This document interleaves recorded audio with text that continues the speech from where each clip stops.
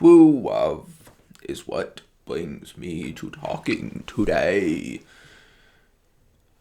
And yeah, so today, as I said I would, I'm talking about individuals like me who have autism and romance. Yeah, not that cheesy kind of like finger pointing, winky winky stuff. That's actual romantic, new word, romantic stuffs and biases and my wanderings. So we've talked previously by my thoughts on care. And as such, well, specifically about kiddos are having fun, about societal biases, about individuals who have autism, and care, empathy, and the like. And where I think their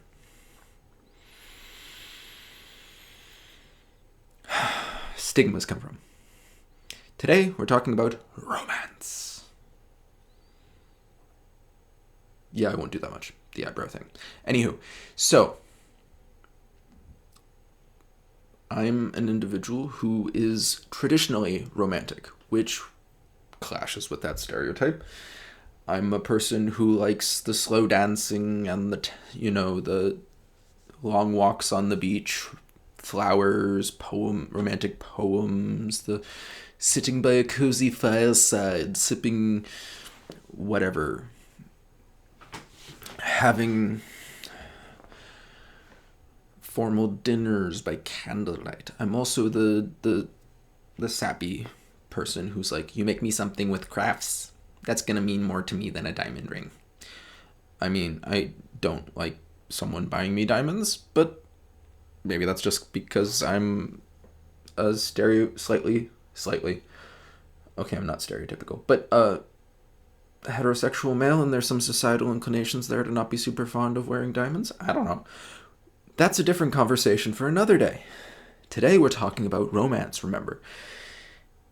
And I think, getting back to the point, so there are individuals such as myself who have autism who are more traditionally romantic and romantically inclined, physically affectionate, poetic, all of these things. Yes, we write poems. Surprise! I know. There's people who said we don't write poems. We do, believe it or not. And we design and all of these other wonderful things. I know. It's a surprise to a lot of people. I know. Paradigm shift. Anyway. The other thing, back on focus, is where does this come from? Where does the whole concept if some people are like, yes, but they don't mean all individuals who have autism. Okay, fine. Okay. So, the statement is not about all of us. Alright? So where does that assumption that individuals who have autism cannot be romantically or struggle with romantic intentions come from? Because I don't think it's accurate even for most of us. Bold statement. I know. Potentially bold statement. I think it comes down to societal expectations. Like I said, I'm stereotypically romantic. I'm fond of, the long walks on the beach, the holding hands, the kissing and candlelit dinners, and the dancing and the slow dancing and the, all of those stereotypical things, yada, yada, yada. The serenading, whatever. Well, that's not true for all of us. We already got that covered. And I think because a lot of individuals who have autism are a bit more pragmatic in how they think. I think that's what it comes down to, is partially, at least, is if you buy someone who has autism flowers, that have been pre-cut, a lot of the time, not all the time, they might be a bit confused. They might understand the societal implication, but it might not impact them the same way. They might understand that you're trying to make a romantic gesture, but it might not feel the same way it would feel to someone who does not have autism, an individual who's allistic, I guess, is the term people like to use. And the reason for that is you've brought me this thing, in this case, pre-cut flowers, that have been, their usefulness aside from just appearance has been truncated. They're no longer growing. They're only going to start dying most of the time. And so they've got a diminishing return on their usefulness. If flowers are not something I'm interested in, I don't have a use for this thing beyond the next hour. Or showing it off to someone else. And most people I know who have autism, unless they're interested already in a relationship with you, then the show of your affection through the flowers is sort of null and void. There's no point in showing it off to someone else and talking about it and rambling about it unless it's for social context or learning about something they missed or something that they can learn about and grow in some way. Because we are generally pragmatic, I think. Is not necessarily pragmatic, but literal. And if the thing is not one of our interests, it serves no purpose. Why did you give this thing to me? It's not a me thing.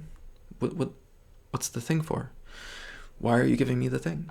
It doesn't make sense. You've killed the thing to give it to me, and it's not even a thing I like. What? What's going through your head?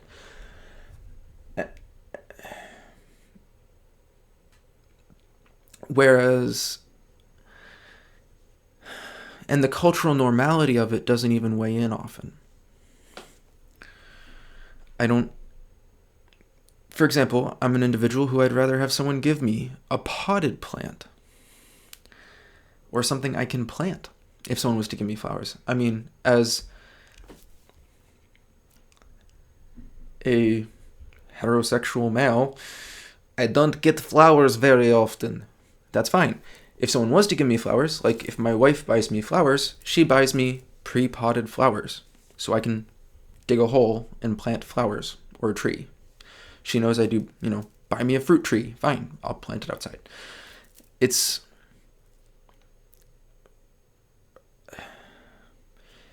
a different kind. It's because of how you connect with the person.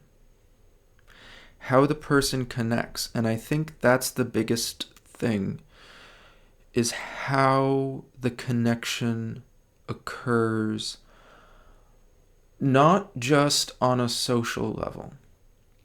I think that's where it boils down to, is one, the disconnect in societal norms, as I've been saying, sort of bumbling about it.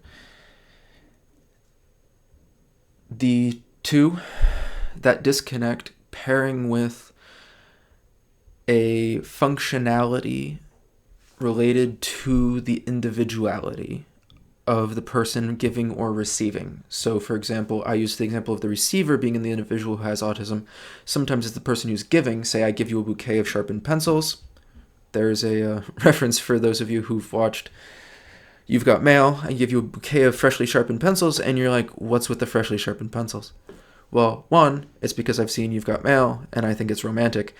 But two, because I know you like art. You might not realize I'm giving it to you because you like art, because you're expecting flowers as a romantic gesture, not a bouquet of freshly sharpened pencils. If the pencils are done up to look like freshly cut flowers, you might be fascinated and think it's really cool. That's a different thing entirely. These are just freshly sharpened pencils. It might miss the mark. Probably will, unless you understand, one, perhaps the reference, or two, that there is a usefulness tied to them, and I'm thinking of you and how you will use these pencils and the meaningfulness to you about them. Or there's something else attached to them, maybe.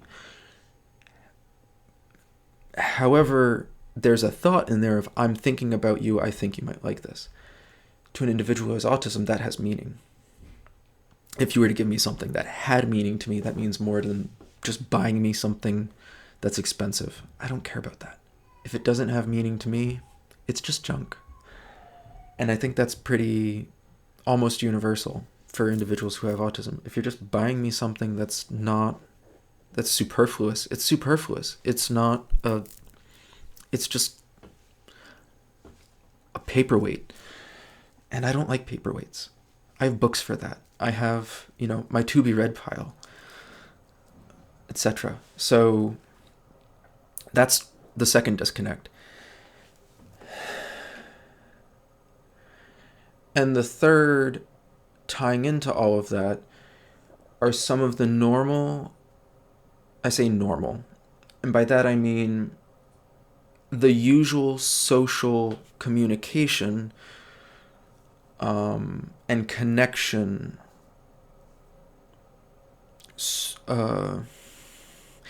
struggles that can occur between two individuals when they're not on the same, communicating in the same social language. Now, I'm not sure those are all the technical terms to use.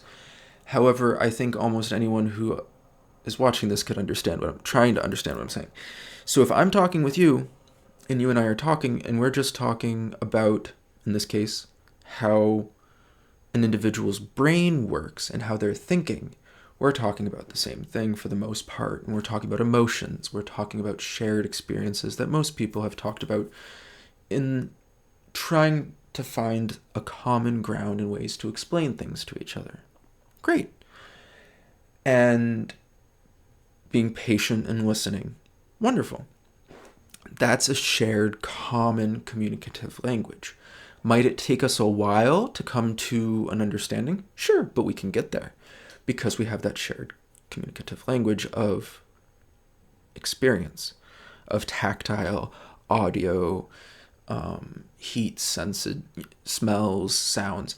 If we're just dealing with plain senses and trying to bring things to basic levels, it makes things a little more palatable if we work and we're patient and we digest things together. It brings a little bit more of a dialogue and allows us to come to that understanding. In other ways, if two individuals who have, for example, I'll use a reference to video games. Two people who play a shared video game and have lots of hours in a video game. Let's pick one of the ones behind me for reference. I'll say, I'll pick my favorite on the wall behind me, Ratchet & Clank series. Just for reference purposes and because it's there and you can see it, Ratchet & Clank. So if you've got two people who both have hundreds of hours or thousands of hours logged into that series, we'll use thousands of hours because it means that they have more of an intimate knowledge of the series. Over 1,000 hours logged into the series each. They're going to have, and they're just talking about the games or using the games as a common ground for talking about another topic, trying to explain something using characters or events in that series as a means to express topics or ideas. They have a shared language, which is the events and characters of that series as their shared language. And you can see the same thing with other series, not just video games like those on the wall behind me, but also with other things such as movies like the Star Wars franchise or Star Trek franchise. I know they're not just movies, TV shows as well, streaming services, etc. And you can see the same thing with book series. And there's a lot of those shared common contexts that allow for, that we don't use often enough, a shared common starting ground for that communicative language. However, that brings me to, let me wrap this up now, I promise. When that shared connection, that shared language, that shared understanding, or even just a connection isn't fully there. I understand you, you understand me, at least somewhat. It doesn't need to be fully. Just because two people share a common language in, say, Ratchet and Clank, doesn't mean that they both understand each other fully. It just means they have a way to talk to each other with a relatively shared sub-language. Because if they're sharing, say, English, and they're talking with each other using Ratchet and Clank as their means of digesting information, they've come to a baseline of understanding each other.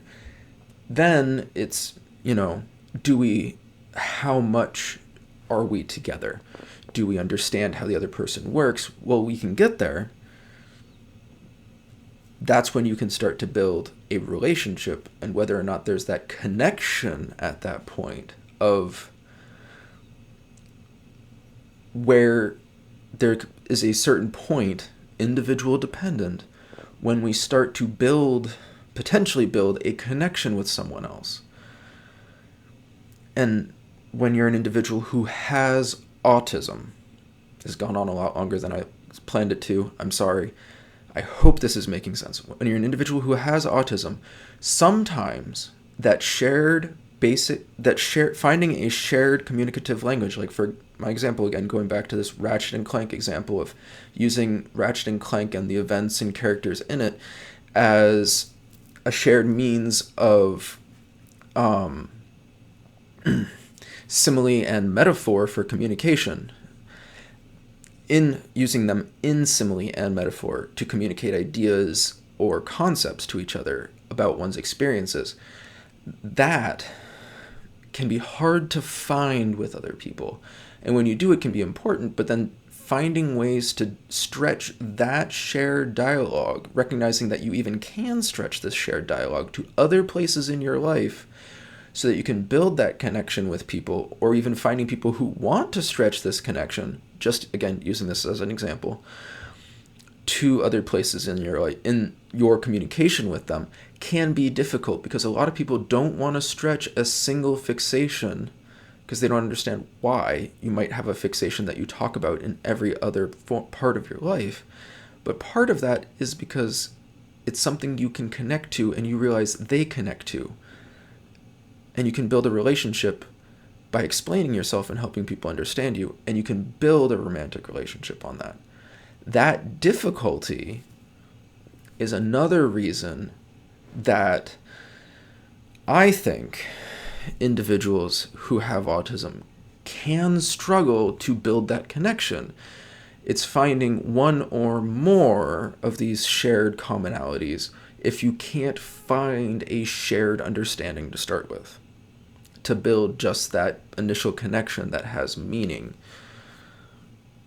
I hope that made sense. I'm sorry that took me so long to get there. I will try and revisit this with a bit more structure. I know this was a rant-based conversation. I will try and visit with a bit more structure later. Please let me know your thoughts and opinions on this conversational and connection and romance-based thoughts down in the comments. I'd love to continue this conversation with you there and elsewhere. I'm thankful that you watched this. I'm glad that you're here. I'm glad that your family's here. And you are awesome. Whatever you've got going on is important. And it has meaning. You have meaning. And no matter what anyone says, you have value, you have worth, and you contribute. And nothing anyone else says can or will change that. All right? Don't give up. Don't give in. Hang in there. I'll see you next time.